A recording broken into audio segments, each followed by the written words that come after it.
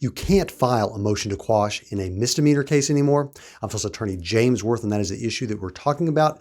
Motions to quash in criminal cases, specifically in misdemeanor cases, after a new decision by the Oklahoma Court of Criminal Appeals. And that decision has been published. It's 2022 OKCR 28, it's State of Oklahoma versus the Honorable Perry Hudson. And that is a case that deals with the right of a defendant to have a motion to quash. So what is a motion to quash? All right, well, for criminal charges to be filed, generally there has to be a determination that there's probable cause that a crime is committed and the defendant committed that crime. And if it is a felony charge, you've got a right to a preliminary hearing where the state is required to put on evidence and testimony to prove that there's at least probable cause that a crime was committed and the defendant committed it before it goes to trial. But what about in a misdemeanor case where you don't have a right to a preliminary hearing?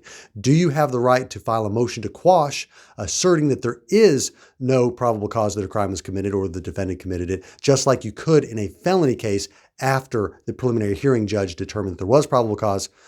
It's common to file a motion to quash to assert that there wasn't, and that goes to the district judge for determination. All right, so that's how it works in a felony case. But in a misdemeanor case where you don't have a preliminary hearing, do you have the right to file a motion to quash and request an evidentiary hearing on that? And this case was before, originally this defendant's case was before the Honorable Perry Hudson. And that judge determined that based on Oklahoma law and one published prior court decision that talked about applying certain criminal procedures to misdemeanors and felonies, and then two unpublished cases from the Oklahoma Court of Criminal Appeals that seemed to hold that you could file a motion to quash in a misdemeanor case. So that's what the defendant was asserting. And the judge, the district level judge in that case, the special judge in that case, Perry Hudson, determined that there was a right based on those prior unpublished decisions for a defendant to file a motion to quash. The state appealed that to the Oklahoma Court of Criminal Appeals, and that's the decision that we have today.